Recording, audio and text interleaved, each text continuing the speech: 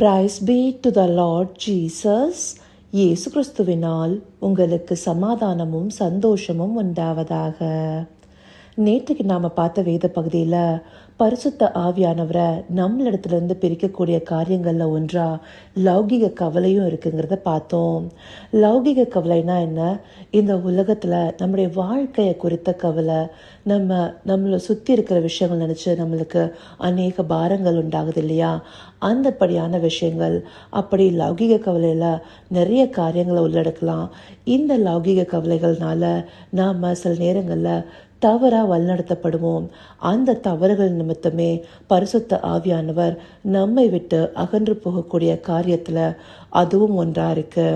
அப்படி லௌகிக காரியத்தின் கவலையினால நாம் வழி தப்பி போகிற ஒரு காரியத்தை குறித்து தான் இன்றைக்கான வேத பகுதியில் பார்க்க போகிறோம்.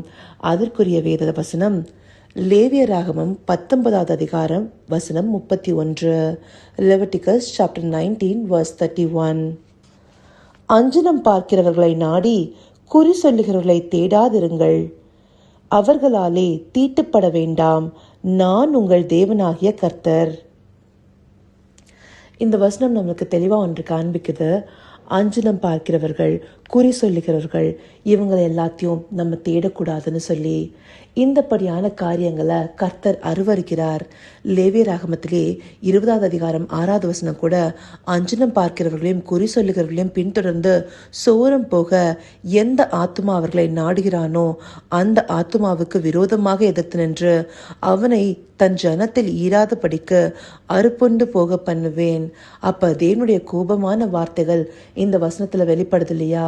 இந்தபடியா அஞ்சனம் பார்க்கிறவர்கள், குறி சொல்லுகிறவர்கள், ஜாதகம் பார்க்கிறவங்க, இந்த மாதிரியான நேரத்தை கணிக்கிறவங்களெல்லாம் நம்ம நாடி போகும்போது ஆண்டவர் அந்த காரியங்கள்ல பிரியப்படுகிறதில்ல. ஏன்னா ஆண்டவர் படைத்த நாள் எல்லாமே நல்ல நாளாகவே இருக்கு. ஆண்டவருடைய நேரம் எல்லாமே நல்ல நேரமாகவே இருக்கு. ஃபியூச்சரை தெரிஞ்சுக்கணும், அதை ப்ரெடிக்ட் பண்ணணும்னு சொல்லிட்டு நாம இந்தபடியான காரியங்களுக்கு அடுத்தபடியா நம்ம போனோம்னா ஆண்டவர் அதில் பிரியமில்லாதவராக இருக்காரு. அது மாத்திரம் இல்லாமல் அப்படிப்பட்டவங்கள தன்னுடைய ஜனத்திலேருந்தே அறுப்புண்டு போக பண்ணுவேன்னு சொல்லிட்டு சொல்கிறாரு இல்லையா?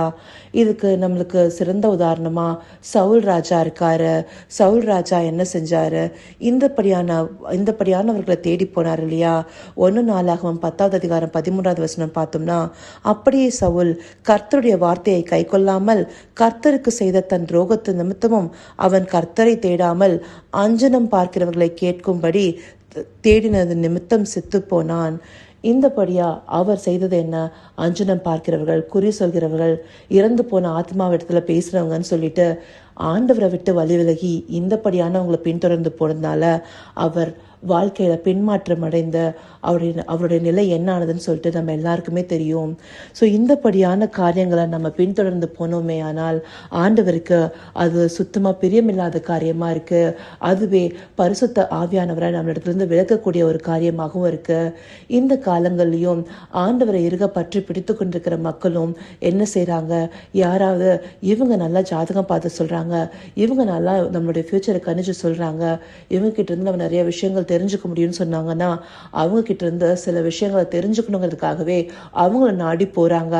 அந்தபடியான காரியங்களை கர்த்தர் அருவருக்கிறாருங்கிறத இந்த வசனங்களை கொண்டு தேவன் தெரிவிக்கிறாரு. இந்த மாதிரியான காரியங்களை நாடி போகும்போது பரிசுத்த ஆவியானவர் நம்மளிடத்துல இருந்து எடுத்து போடப்படுகிறவரா இருக்காரு. அப்படி நாம ஒரு நாள் செய்திடக்கூடாதுங்கிறதுக்காகவே கர்த்தர் இந்தபடியான வார்த்தைகள் நம்மளுக்கு காண்பிக்கிறாரு. அதை காண்பித்த தேவனுக்கு நம்ம நன்றி செலுத்துவோமா? கர்த்தாவே, தேவாதி தேவரே, உமக்கே இந்த வேலை நன்றி செலுத்தினோம் ராஜா. அப்பா, இந்த வார்த்தைகளை எங்களுக்கு காண்பிச்சு ஒரு நாளும் அஞ்சனம் பார்க்கிறவர்களையோ குறி சொல்கிறவர்களையோ இல்லை இந்தபடியான எந்த ஒரு காரியங்களிலும் நாங்கள் ஈடுபடாதபடி தேவரீர் உம்முடைய வார்த்தையை கை கொண்டு அப்பா உம்முடைய காலத்திற்காக காத்திருக்கணும் தகப்பனே. எங்களுடைய காலம் உம்முடைய கரத்தில் இருக்கிறது ராஜா. ஆண்டவரே, இதை தெரிந்து கொள்றதற்கு நாங்கள் ஒரு தீர்க்கதரிசியும் நாடி போகாத படிக்க எங்கள் இருதயத்தை காத்து கொள்ளணும் தகப்பனே. எங்கள் இருதயம் உண்மையே நம்பி இருக்கணும் தகப்பனே. ஆம் ராஜா, ஆண்டவரே, உம்மை பின்பற்றி உம்மை பின்தொடர்ந்த தகப்பனே, உம்முடைய நேரத்திற்காக காத்திருக்கணும் தகப்பனே. அதற்கான பொறுமையும் தெளிவையும் எங்க ஒவ்வொருவருக்கும் கொடுங்க ராஜா. அப்படி நீங்க நடத்த போகிற தயவிற்காய் நன்றி. சகலவித துதி மகிமை கனம் யாவும் ஒருவருக்கே செலுத்தினோம். இயேசு கிறிஸ்துவின் மூலமாய் வேண்டிக் கொள்கிறேன் பிதாவே. ஆமென், ஆமென்.